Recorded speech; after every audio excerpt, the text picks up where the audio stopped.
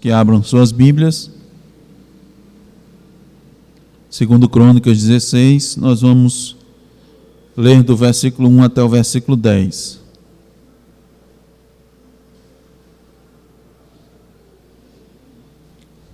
Segundo Crônicas 16, do 1 ao 10.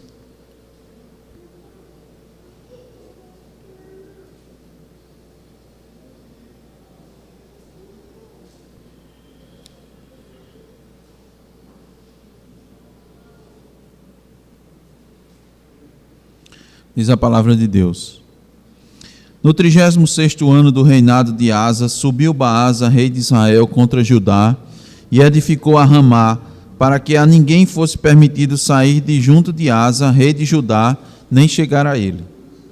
Então Asa tomou prata e ouro dos tesouros da casa do Senhor e dos tesouros da casa do rei, e enviou servos a Ben-Hadad, rei da Síria, que habitava em Damasco, dizendo: Haja aliança entre mim e ti, como houve entre meu pai e teu pai. Eis que te mando prata e ouro, vai e anula a tua aliança com Baasa, rei de Israel, para que se retire de mim. Ben-Hadad deu ouvidos ao rei Asa e enviou os capitães de seus exércitos contra as cidades de Israel, e feriu a Ijon, a Dan, a Abel-Maim e todas as cidades armazéns de Naftali. Ouvindo isto, Baasa deixou de edificar a Ramá e não continuou a sua obra. Então o rei Asa tomou todo o Judá e trouxeram as pedras de Ramá e a sua madeira com que Baasa edificara. Com elas edificou Asa a Geba e a Mispa. Naquele tempo veio Anani a Asa, rei de Judá, e lhe disse: Porquanto confiaste no rei da Síria e não confiaste no Senhor teu Deus, o exército do rei da Síria escapou das tuas mãos. Acaso não foram os etíopes e os líbios grande exército, com muitíssimos carros e cavaleiros? Porém, tendo tu confiado no Senhor, ele os entregou nas tuas mãos. Porque quanto ao Senhor, seus olhos passam por toda a terra, para mostrar-se forte para com aqueles cujo coração é totalmente dele. Nisto procedeste loucamente, por isso desde agora haverá guerras contra ti. Porém Asa se indignou contra o vidente, e o lançou no cárcere, no tronco, porque se enfurecera contra ele por causa disso. Na mesma ocasião, oprimiu Asa alguns do povo. Amém. Vamos orar, meus irmãos. Ó Senhor, Senhor nosso, eis o momento em que Tu has de falar. Ó Deus, um momento bendito e sublime. E, ó Senhor, pela Tua condescendência, pela Tua graça, ó Deus, Tu falas por meio de vasos de barro, de cacos de barro, ó Deus. Sabendo disso, ó Deus, e sabendo da essência, do valor, da maravilha que é a Tua palavra, reconhecendo quem nós somos, ó Deus, nos pomos completamente, Senhor, na Tua dependência nesse momento, confiados em Cristo, confiados na sua obra, confiados no Espírito que há, ó Deus, de pelo Teu favor nos guiar e nos fazer falar, Senhor, da Tua parte. Ó Deus bendito, contempla, Senhor, a nossa necessidade. Sonda, ó Deus, os nossos corações. Fala, Senhor, diretamente, dá-nos ouvidos, Senhor, dá-nos coração preparado para, Senhor, receber, guardar, Senhor, a Tua palavra, para que ela frutifique, ó Deus, nas nossas vidas. Ó Deus, tem misericórdia, Senhor, daqueles que ouvem nesse instante, ó Deus, e ainda hão de ouvir esta mensagem. Meu Deus, que seja para salvação, ó Deus, que seja para confrontação, para exortação, para esperança, para edificação. Porque, ó Deus, como lemos, Tu te voltas, Senhor, para aqueles em que seus corações estão voltados para Ti. Ó meu Deus, só Tu podes dar essa compreensão, esse entendimento, só Tu podes fazer, ó Deus, dar significado às palavras, Senhor, que foram lidas da tua parte e aquelas que irão ser expostas. Por isso nós te pedimos, ó Senhor, pela tua graça, ó Senhor, atenda a nossa oração, o Senhor nos ouça, e te pedimos e te rogamos no nome de Jesus. Amém.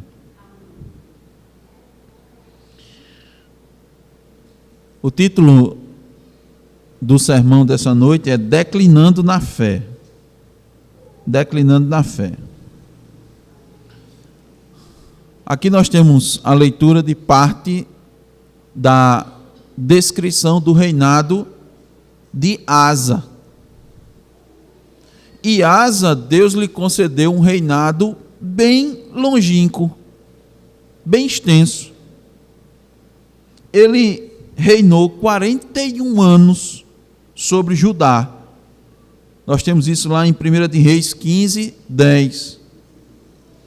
Depois que as tribos de Israel foram divididas, Asa foi o terceiro rei. Depois da divisão reinou Roboão, Abias e depois ele, Asa.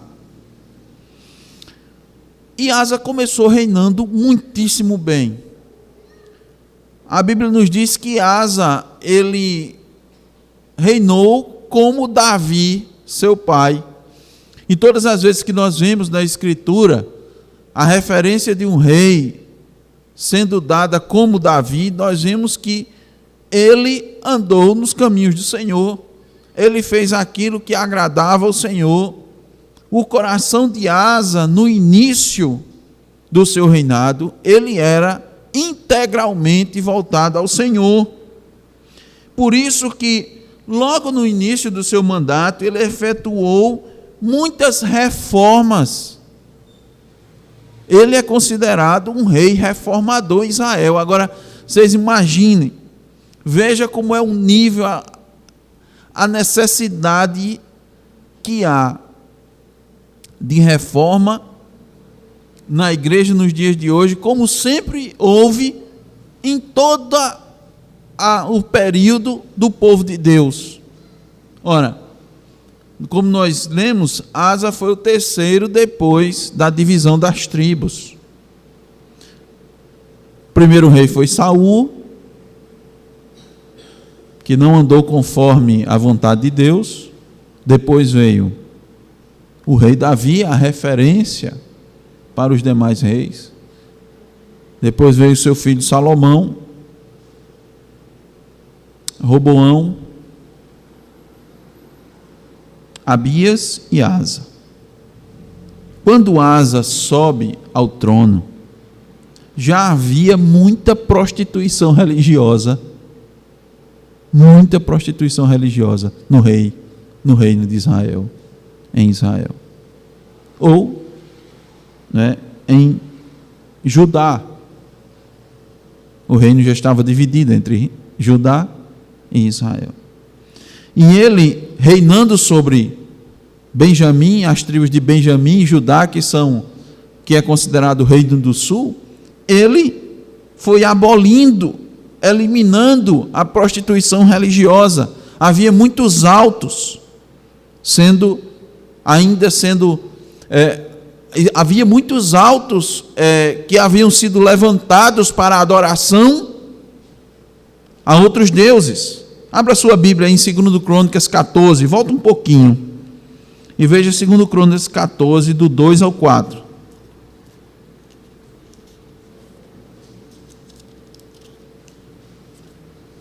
Diz a palavra de Deus: Asa fez o que era bom e reto perante o Senhor seu Deus, porque aboliu os altares dos deuses estranhos e o culto nos altos, quebrou as colunas e cortou os postes ídolos, ordenou a Judá que buscasse ao Senhor, Deus de seus pais, e que observasse a lei e o mandamento. Então imagine como já estava Judá nesse momento, como Judá já estava contaminado com a adoração a outros deuses, e isso era um fato que a Deus era muito custoso. O Senhor se irava, o Senhor não condescendia com essa adoração a outros deuses, porque está claro nos mandamentos da lei de Deus: não terás outros deuses diante de mim. Ele não fez só isso, ele, de forma muito corajosa, depois Maaca era filha de Absalão e avó de Asa, ele a depois da condição de rainha mãe. Por quê? Porque ela fez um ídolo de estimação para si, e ele pegou esse ídolo e publicamente ele destruiu esse ídolo, para exemplo a Israel, ou exemplo a Judá. Contudo, já praticamente do meio do seu reinado para frente, Asa entrou em declínio espiritual, e começou a desagradar ao Senhor. Então, por isso, com esse título, Declinando na Fé, com base no texto, veremos quais atitudes podem levar um cristão piedoso a declinar na fé, para que tomemos para nós esses alertas e essas advertências, e não venhamos a cometer o mesmo erro que cometeu Asa, um rei que começou o seu reinado extremamente bem, adorando a Deus, levando o povo a adorar a Deus, quebrando os ídolos, os postes ídolos e os locais de adoração aos deuses falsos, mas no final, do meio para o final, começou a declinar. Que atitude Asa tomou, que não devemos tomar, que nos leva ao declínio na fé? A primeira delas é fazer aliança com incrédulos. Observem. Veja o versículo 1. No 36º ano do reinado de Asa, subiu Baasa, rei de Israel, contra Judá, e edificou a Ramá, para que a ninguém fosse permitido sair de junto de Asa, rei de Judá, nem chegar a ir. Os estudiosos calculam que, nesse momento aqui, estava mais ou menos no 16º ano do reinado de Asa. Quando a gente vê aqui a citação do 36º ano, é porque eles estão contando desde o reinado de Roboão, quando o reino foi dividido, quando Israel foi dividido, até o momento que Asa estava reinando. E Asa, ele se deparou com uma dificuldade muito grande. Depois, preste bem atenção, que isso é muito importante, ele se deparou com uma dificuldade grande depois que ele tinha gozado de muitos anos de paz e sossego dos seus inimigos. E essa dificuldade fez sobressair uma fraqueza do seu coração e mostrou que nesse momento ele começou a declinar na fé. Por isso nós devemos ficar muito atentos, porque os momentos mais perigosos para o cristão são os momentos que ele está desfrutando de paz e sossego. Por quê? Porque a tendência é baixar a guarda. A tendência do cristão, quando ele está em paz e sossego, é ele baixar a guarda. Veja, voltando aqui ao contexto, Baasa, quem era Baasa? Era rei do norte, era o rei de Israel. Lembra que nós dissemos que as tribos foram divididas no reinado de Roboão. 10 tribos ficaram sendo governadas por Jeroboão, e 2 tribos apenas de Israel, Judá e Benjamim, passaram a ser governadas por Roboão. E nesse momento, Baasa era o rei de Israel, o rei do reino do norte. E ele atacou Judá, o reino do sul, que estava sendo governado por Asa. E ele fortificou uma cidade chamada Ramá, que era uma cidade fronteira entre os 2 reinos. E Asa se assustou quando viu isso. E ele cometeu uma falta muito grave, muitíssimo grave. O que foi que ele fez? Buscou socorro em outro inimigo. Ele buscou socorro, ao invés de buscar ao Senhor, ele buscou socorro no rei da Síria, chamado Ben-Hadad, fazendo uma aliança com ele. Vamos ver esse texto novamente. Então Asa tomou prata e ouro dos tesouros da casa do Senhor. Veja só, olha a primeira coisa que acontece quando se faz aliança com o inimigo. O primeiro prejuízo é na casa de Deus. O primeiro prejuízo é na casa de Deus. Asa não levantou um novo imposto de guerra. Ele não levantou um imposto sobre produtos comercializados, o IPC.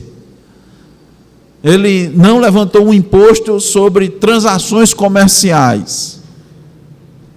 Ele tira prata e ouro dos tesouros da casa do Senhor. Ele pega de Deus aquilo que pertence ao Senhor para fazer essa aliança. E dos tesouros da casa do rei, continuando a leitura, e enviou servos a Ben-Hadad, rei da Síria, que habitava em Damasco, dizendo: haja aliança entre mim e ti, como houve entre meu pai e teu pai. Deixa eu abrir outro parênteses aqui, veja que coisa interessante. Ele não seguiu o exemplo errado dos seus antepassados até então, anteriormente. Mas agora ele segue, por quê? Porque ele está declinando da fé. Seu coração não está mais íntegro, completamente íntegro para com o Senhor. Eis que te mando prata e ouro, vai e anula a tua aliança com Baasa, rei de Israel, para que se retire de mim. Versículo 4, Ben-Hadad deu ouvidos ao rei Asa e enviou os capitães dos seus exércitos contra a cidade de Israel e feriu a Ijon, a Dan, a Abel-Maim, todas as cidades armazém de Naftali. Ouvindo isso, Baasa deixou de edificar Ramá e não continuou a sua obra. Outro perigo aqui, realizar algo contrário à vontade de Deus e dar certo. Isso é perigoso demais. Isso acontece muito com os cristãos. Fez algo errado, mas deu certo. Então o que é que se diz? Então eu vou continuar fazendo assim. Deu certo. É o pragmatismo que está muito presente nas igrejas nos dias de hoje. Você adota o que dá certo, adota o que faz sucesso, adota o que as pessoas gostam, adota o que é popular.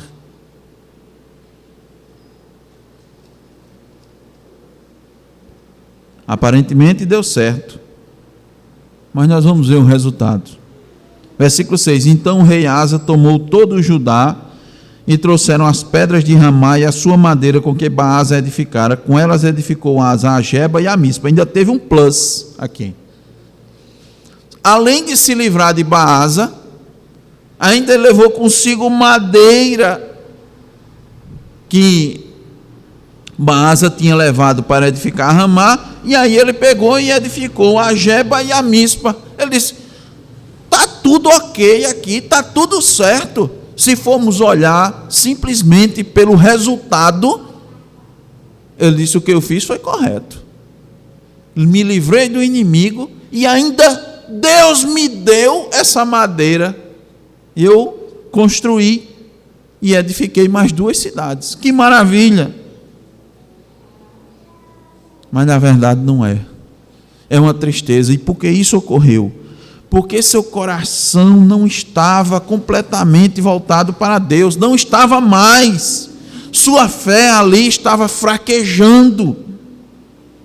Então a falta de cuidado com o coração fez com que ele se envolvesse com outras coisas e cometeu um pecado gravíssimo diante de Deus, mas que ele não conseguia enxergar. Por quê? Porque as coisas estavam dando certo.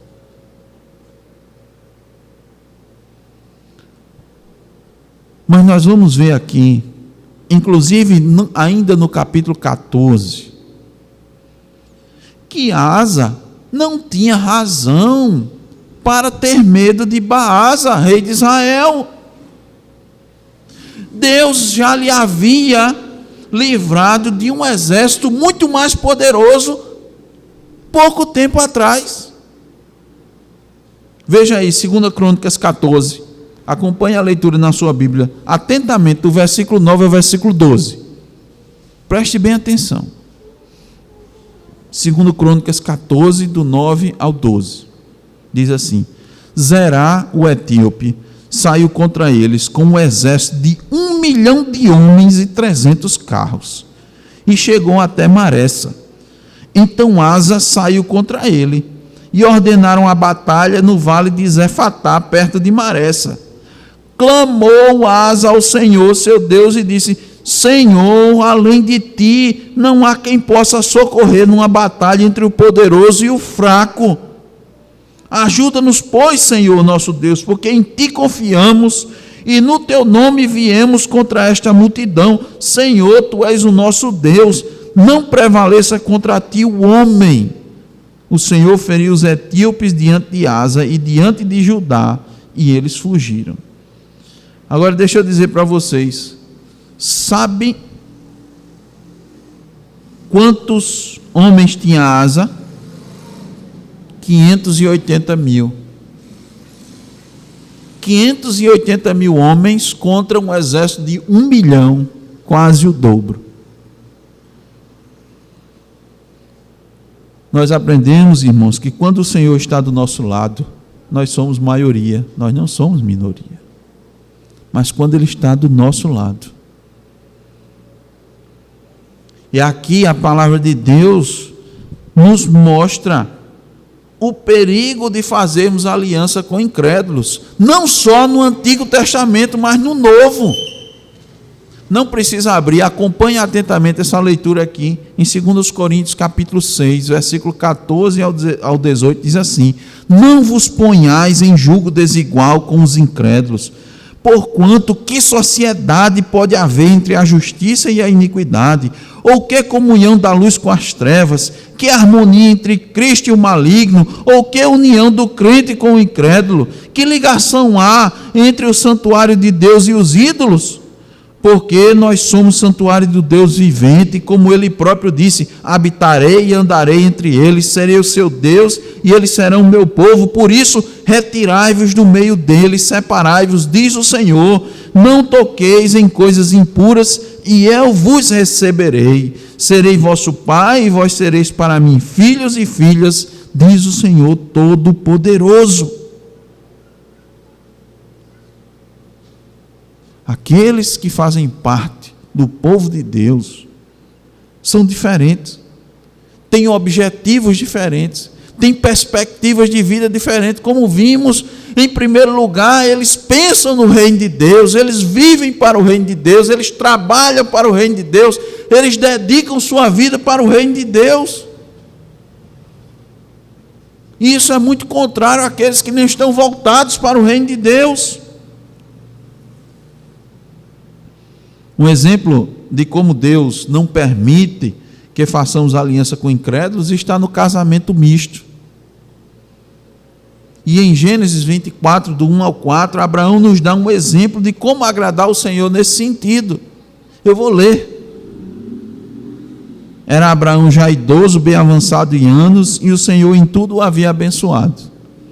Disse Abraão ao seu mais antigo servo da casa, que governava tudo o que possuía: põe a mão por baixo da minha coxa, para que eu te faça jurar pelo Senhor, Deus do céu e da terra, que não tomarás esposa para meu filho das filhas dos cananeus, entre os quais habito, mas irás à minha parentela, e daí tomarás esposa para Isaque, meu filho. Abraão estava peregrinando em Canaã, mas ele não queria que seu filho tomasse uma cananeia como esposa, e fez seu servo viajar dezenas e dezenas de quilômetros. Se não me falha a memória, cerca de 700 quilômetros, para ir buscar uma esposa. E de novo eu quero lembrar que 700 quilômetros naquela época não são 700 quilômetros na nossa época. Para buscar uma esposa. Irmãos, na dinâmica, na caminhada cristã, qualquer ligação com incrédulos que tende a diminuir o amor ou mudar a direção da nossa peregrinação aqui na terra, para Deus é como sendo um jugo desigual. Então a primeira atitude que nós vimos que pode levar um cristão piedoso a declinar na fé é a associação com incrédulos. A segunda é desprezar a palavra de Deus.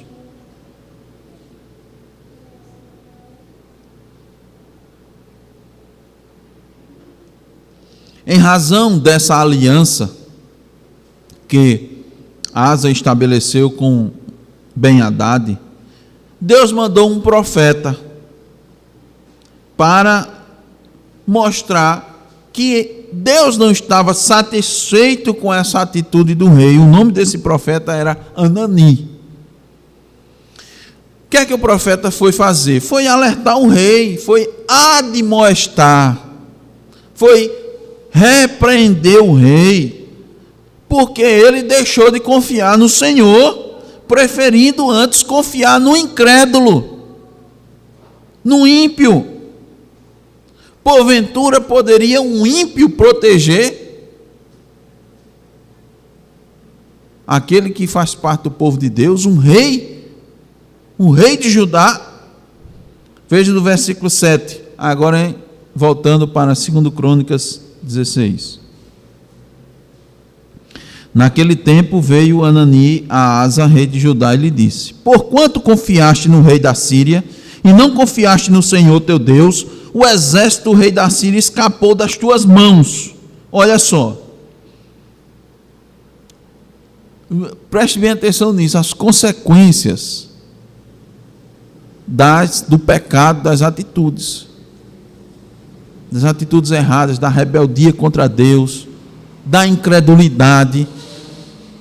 Aqui foi uma incredulidade tremenda de Asa para com Deus. O que é que aqui significa? Olha, para Deus, eu quero que vocês entendam isso, para Deus, essa atitude de Asa foi proceder como um louco. O livro de Provérbios está cheio dessa expressão: nécio, louco, porque é loucura, é insensatez, é insanidade você confiar numa pessoa e não confiar em Deus. Então ele perdeu a bênção, por quê? Porque Ben-Hadad estava na lista de ser conquistado por Judá. Olha, o exército do rei da Síria escapou das tuas mãos. Como escapou? Se eles não estavam em guerra. Ora, estava na lista. Era daquelas questões em que Deus poderia ter dado a ele, ter continuado ele em paz. E nós vamos ver mais adiante que a partir daí ele não teve mais paz.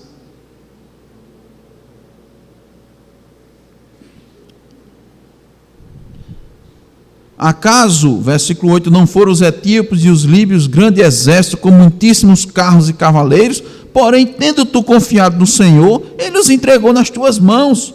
Porque, quanto ao Senhor, seus olhos passam por toda a terra para mostrar-se forte para com aqueles cujo coração é totalmente dele. Então veja, Deus olha primeiro para o coração. Deus não olha primeiro para o exterior. Deus não olha primeiro para a aparência. Deus não olha primeiro para as ações, as atitudes, aquilo que se realiza. Deus olha primeiro o coração. E ele diz: nisto procedeste loucamente, por isso desde agora haverá guerras contra ti. Lembra que Deus tinha dado paz e ele estava gozando de paz desde o início do seu reinado? Mas a sua desobediência agora trouxe as consequências da guerra. Então, atente para essa frase: desprezar a palavra de Deus. Porque desprezar um profeta de Deus é desprezar a própria palavra de Deus. Desprezar o mensageiro de Deus é desprezar o próprio Deus. As pessoas não entendem isso. Elas veem as instruções na Bíblia, elas ouvem as exortações, elas ouvem as pregações, elas ouvem os estudos e elas resolvem fazer por conta própria e acham que estão desobedecendo, quem sabe, aquele que trouxe a mensagem. Não. Quem trouxe a mensagem de quem? De Deus. Ele é só um porta-voz. Ele é um embaixador. Ele é um atalaia. Então, desprezar a palavra de Deus é desprezar o próprio Deus, e para o cristão é trazer sobre si seus maiores temores. Qual era o maior temor de um rei? Era a guerra, não é? Era a guerra. Leia comigo 2 Crônicas 14:7. Disse, pois, a Judá: edifiquemos estas cidades, cerquemo-las de muros e torres, portas e ferrolhos, enquanto a terra ainda está em paz diante de nós, pois temos buscado ao Senhor nosso Deus, temo-lo buscado, e ele nos deu repouso de todos os lados. Quem disse isso? O próprio Asa. Quando estava confiante, quando Deus estava lhe dando paz, e ele reconheceu: olha, Deus tem nos dado paz, é Ele tem feito isso, porque nós temos buscado ao Senhor. Vamos fazer, vamos continuar fazendo. Ele nos deu repouso de todos os lados. A paz era uma das coisas mais desejadas pelos reis naquela época, porque os permitia realizar as coisas. Quando você estava em guerra, a guerra, ela consumia os recursos, ela era cara, manter o exército é caro, tirava os homens das suas casas, os homens deixavam de produzir, deixavam de cuidar do seu rebanho, dos seus negócios. Nós estamos vendo agora um contexto de guerra aí. Nós vemos os resultados.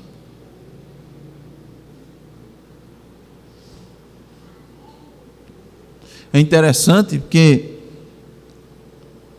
o reinado de Asa, nós dissemos, ele durou durante 41 anos. Mas só houve guerra nos últimos 5 anos de seu reinado.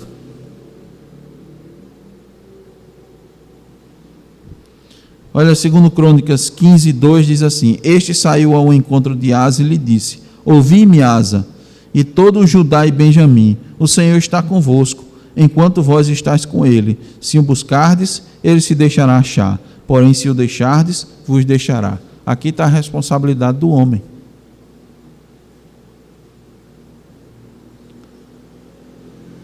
Isso aqui não diz respeito à salvação, diz respeito à responsabilidade do homem para com Deus, do cristão para com Deus.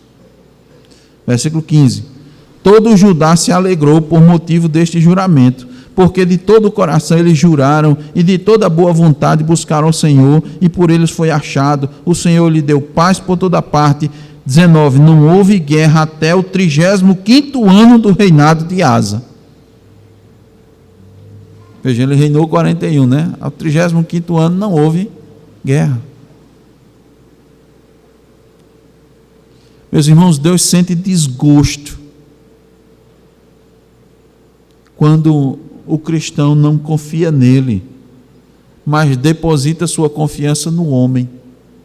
É o que a gente chama num braço de carne.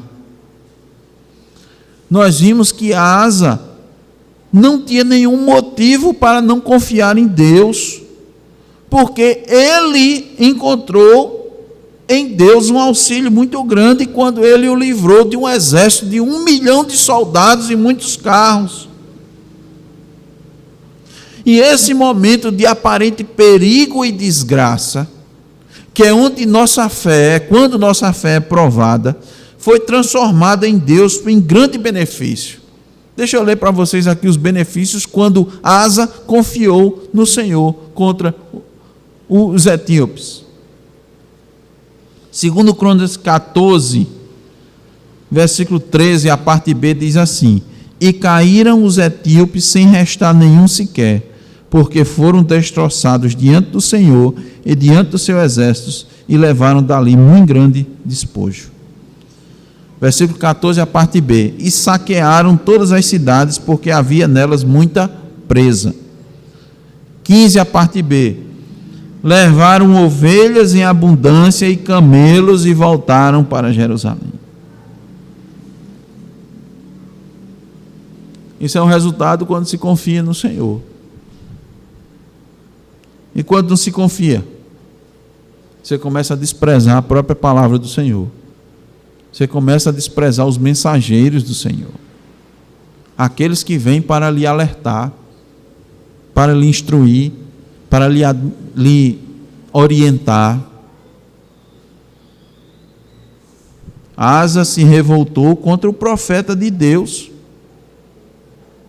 e o lançou na prisão, oprimindo também outros possíveis aliados do profeta. Olha o versículo 10. Porém, Asa se indignou contra o vidente. Vidente, aqui você vai ver, é um sinônimo de profeta. Você encontrar vidente na Bíblia, você entenda como profeta. E o lançou no cárcere, no tronco, porque se enfurecera contra ele por causa disso. Na mesma ocasião, oprimiu Asa alguns do povo. Olha, além de contrário, além de fazer mal, de lançar na prisão o profeta, botar no tronco, os irmãos sabem, né? Não bastava ir para o cárcere, ainda ficava preso ao tronco, amarrado ao tronco. Ele ainda oprimiu alguns do povo. Quem eram esses? Muito provavelmente alguns que também pensavam como Anani, né?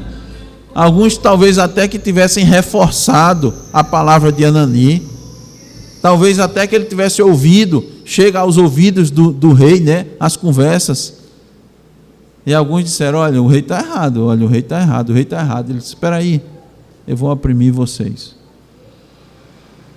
Isso aqui também é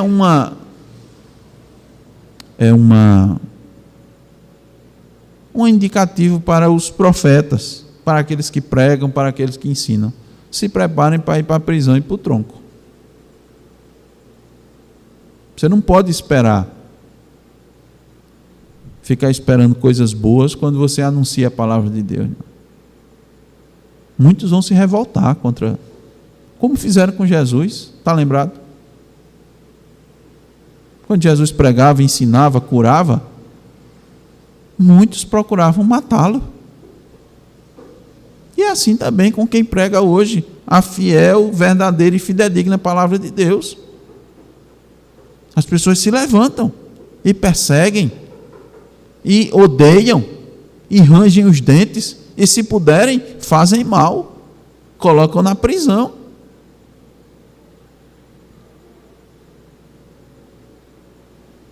É interessante, compare essa atitude aqui, do 16:10, com 2 Crônicas 15:8. Olhe na sua Bíblia aí, pouco antes, né? Um capítulo antes. Ouvindo, pois, Asa estas palavras, isso é 2 Crônicas 15:8. E a profecia do profeta, filho de Obed, cobrou o ânimo e lançou as abominações fora de toda a terra de Judá e de Benjamim, como também das cidades que tomaram na região montanhosa de Efraim, e renovou o altar do Senhor que estava diante do pórtico do Senhor. Olha só, meus irmãos, pouco tempo antes, esse homem estava recebendo de bom grado as palavras do profeta, e logo depois estava rejeitando o mesmo homem, a mesma pessoa, o mesmo rei. Por que isso? Porque ele foi declinando na fé. Ele foi declinando. Ele não cuidou do seu coração. Ele não ficou examinando o seu coração. Salmo 139 diz: sonda-me, ó Deus. Você tem que pedir isso todos os dias. O apóstolo Paulo diz: examinai-vos a vós mesmos, para ver se estáis na fé. Olha, ele está declinando na fé. Não confiou em Deus, confiou nos homens. Essa é uma consequência terrível, mas real para aqueles que permitem que seu coração não esteja completamente voltado para Deus. Eles relaxaram na caminhada cristã, conquistaram muitas coisas. Há muitos cristãos nessa mesma situação. Confiaram muito no Senhor, dedicaram sua vida. Eles quebraram os ídolos, jogaram fora, mas depois eles relaxaram. Você não pode relaxar na caminhada cristã. Jamais. Conversando com o irmão, a gente faz uma analogia de que a caminhada cristã é como você está pedalando de bicicleta numa subida. O que é que acontece quando você está pedalando numa bicicleta numa subida íngreme? Quando você para, o que é que acontece? Cai e desce. Você sai se arrastando, você desce. Não tem como parar e ficar ali naquele patamar. Não tem. Parou, declina. É muito importante os cristãos ficarem atentos. Muitos estão nos dias de hoje declinando. E não estão percebendo que aos poucos, aos pouquinhos, eles alcançaram um patamar que Deus lhes concedeu pela sua graça, muito bom. Avançaram muito nas suas vidas. Conseguiram muito crescer, amadurecer na fé. Aí ficaram satisfeitos. Começaram a gozar paz e sossego. Enfrentaram muitas lutas, buscaram e estiveram na dependência de Deus, mas agora relaxaram. E o que acontece? Declínio. Começa a rejeitar e ficar indignado com a palavra de Deus agora. Antes recebia e ouvia. Vocês viram anteriormente? Ele ouviu, recobrou o ânimo e implementou as reformas na sua vida e na vida do povo. E agora ele está rejeitando, desprezando a Deus e todos quantos falam no nome de Deus, maltratando os servos de Deus e todos quantos ficam ao lado dele. É por isso que nós não podemos desprezar a exortação do escritor aos Hebreus, quando disse que, ao ouvirmos a voz do Senhor, não devemos endurecer os nossos corações. Eu vou ler. Está lá em Hebreus 3, do 12 ao 15. Diz assim: tende cuidado, irmãos.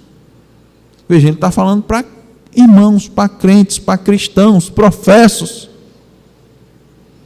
Jamais aconteça haver em qualquer de vós perverso coração de incredulidade, que vos afaste do Deus vivo. Pelo contrário, exortai-vos mutuamente cada dia durante o tempo que se chama hoje. Lembra a exortação, a admoestação? A fim de que nenhum de vós seja endurecido pelo engano do pecado. Porque nos temos tornado participantes de Cristo, se de fato guardarmos firme até o fim a confiança que desde o princípio tivemos. Enquanto se diz: hoje, se ouvindes a sua voz, não endureçais o vosso coração, como foi na provocação. Essa provocação foi o povo de Israel que provocou a Deus lá no deserto. A terceira e última atitude que pode levar um cristão piedoso a declinar na fé é não buscar a Deus na hora da dificuldade, na hora da prova. Antes de morrer, cerca de 2 anos antes de morrer, Asa sofreu uma enfermidade nos pés. O seu dever era utilizar os serviços médicos. Ele tinha médicos à sua disposição. Mas sua atitude nécia, ou seja, louca, e o seu pecado foram confiar e esperar dos médicos o que somente pode ser conseguido da parte de Deus. Olha o versículo 12 de 2 Crônicas 16. No 39º ano do seu reinado, caiu Asa doente dos pés. Isso aí foi o quê? Juízo divino.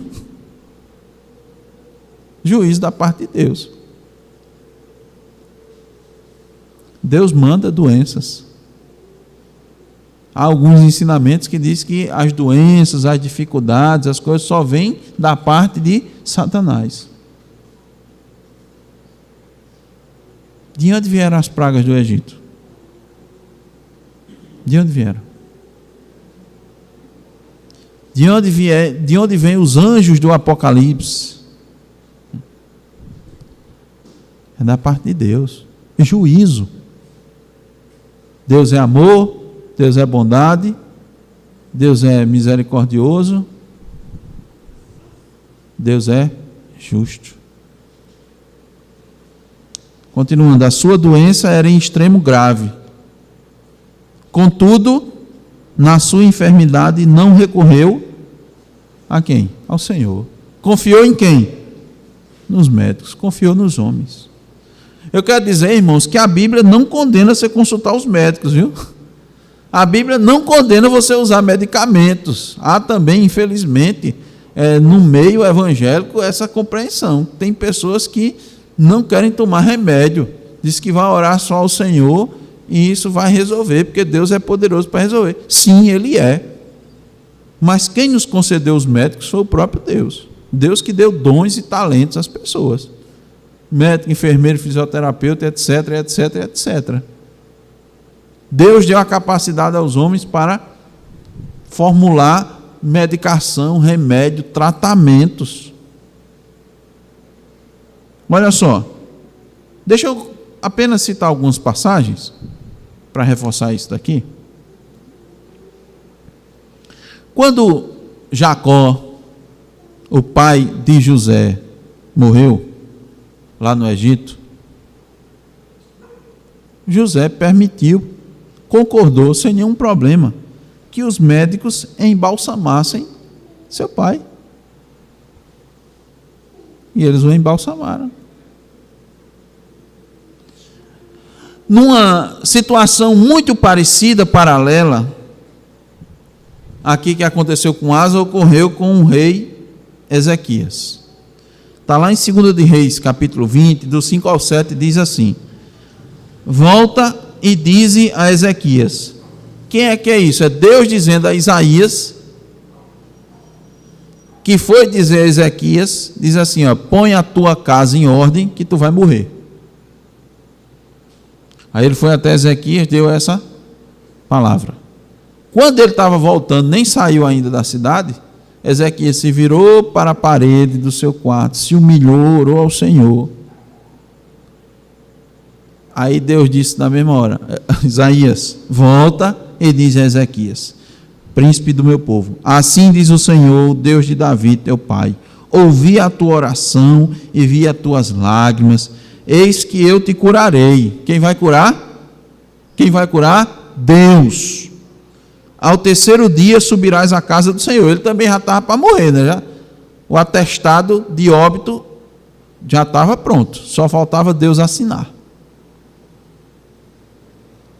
Acrescentarei aos teus dias 15 anos. Quem vai acrescentar? Deus. E das mãos do rei da Assíria te livrarei, a ti e a esta cidade. E defenderei essa cidade por amor de quem? De mim, diz o Senhor. Deus ama a si mesmo.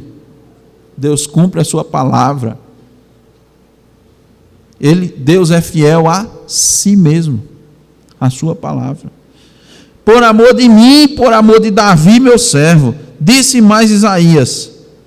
Agora, aí está a questão. Tomai uma pasta de figos, tomaram-na e a puseram sobre a úlcera, e ela recuperou a saúde.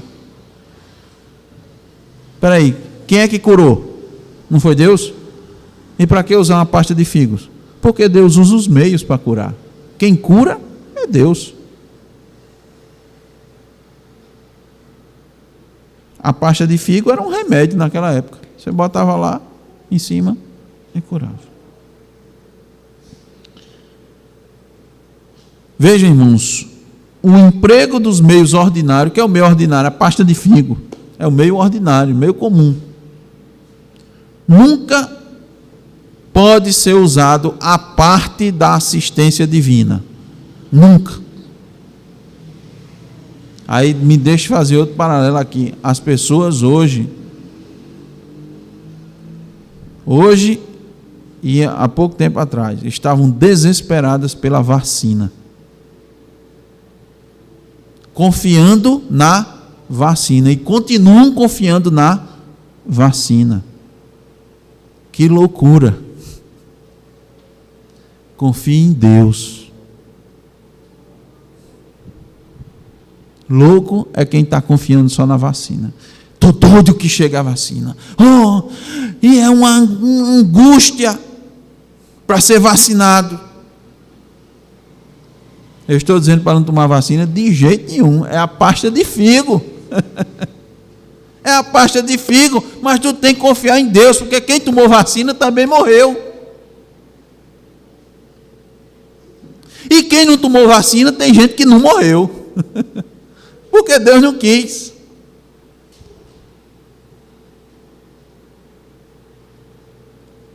Então, o problema de Asa não foi ter buscado os médicos. O problema dele foi não ter buscado a Deus.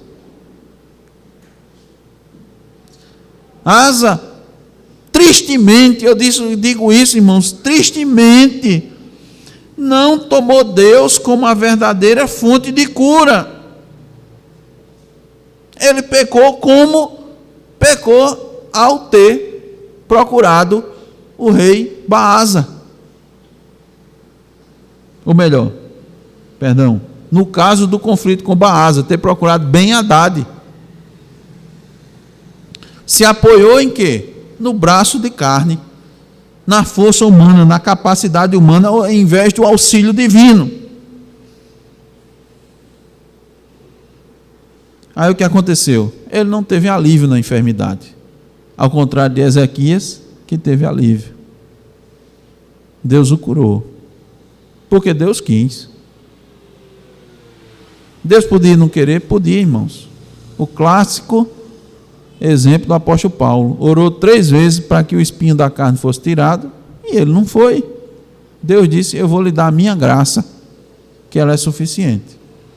Pode ter sido uma doença, o espinho na carne, pode ter sido inimigos, perseguidores.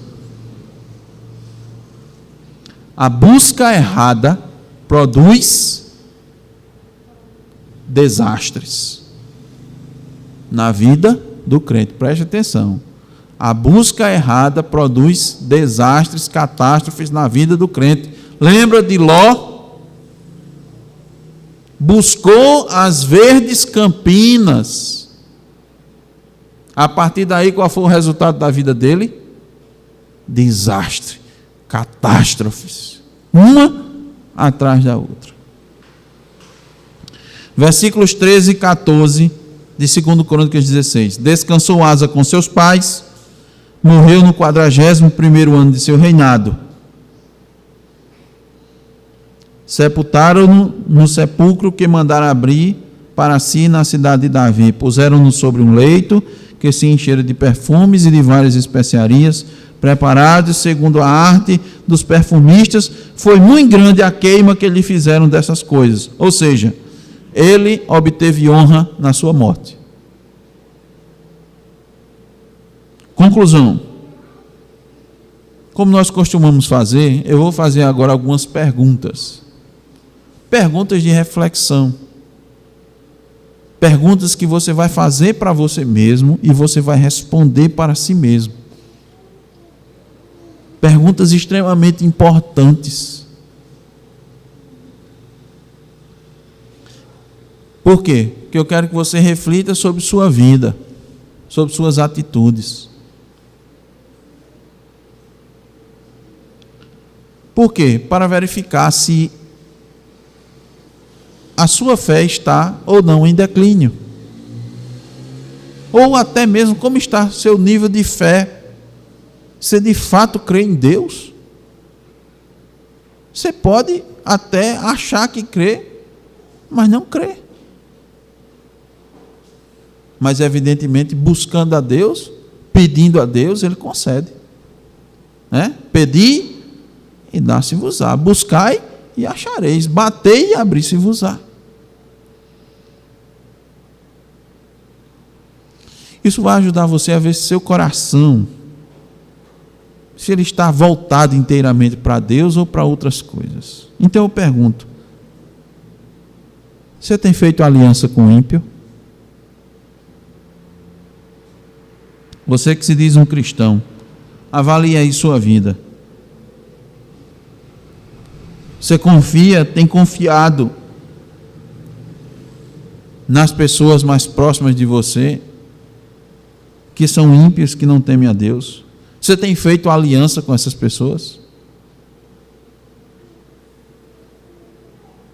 Você tem tido uma grande aproximação ao ponto dessa amizade atrapalhar sua vida cristã, sua caminhada cristã, sua peregrinação aqui na terra? Está lembrado que você é peregrino e forasteiro?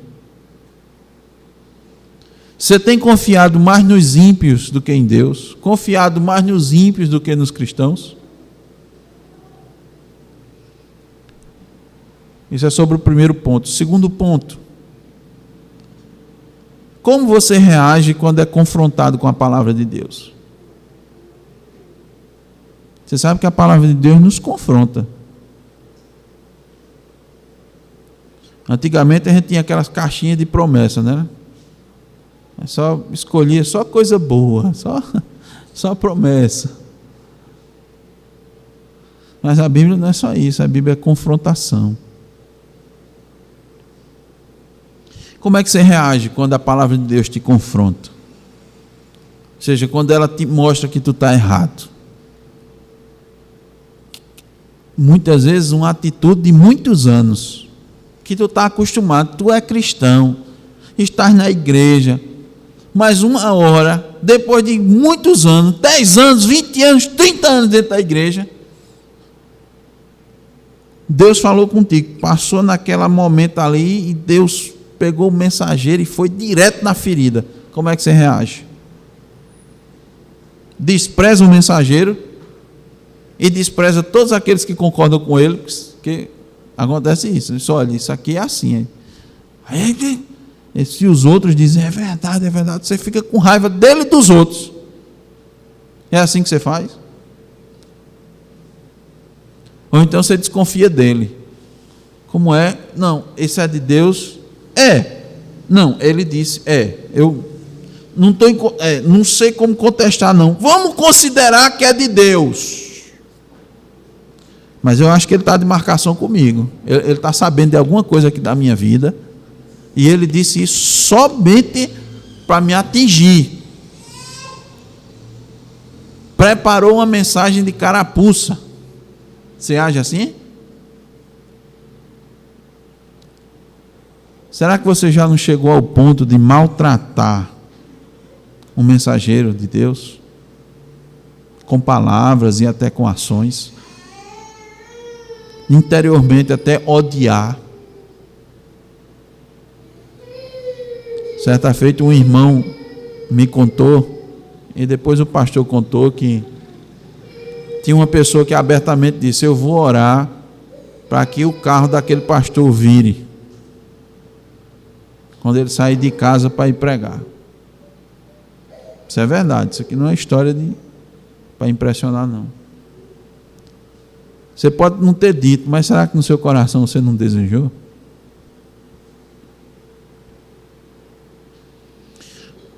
Por muitos anos que você já está no Evangelho, Será que você já não se sente capaz de interpretar a vontade de Deus totalmente para a sua vida sem precisar dos outros? E nos momentos de dificuldades, você tem confiado exclusivamente em Deus? Tem se dirigido e pedido a Ele que você saiba compreender a vontade de Deus para a sua vida? Porque tem hora, meus irmãos, que a vontade de Deus é uma doença. Tem hora que a vontade de Deus é uma dificuldade. É Deus trabalhando na tua vida. É Deus te podando. É Deus lapidando você. E Ele usa de vários meios. Através desse exemplo, irmãos, da vida de Asa, eu desejo que nós aprendamos em que em todos os conflitos e sofrimentos nós devemos manter a fé em Deus.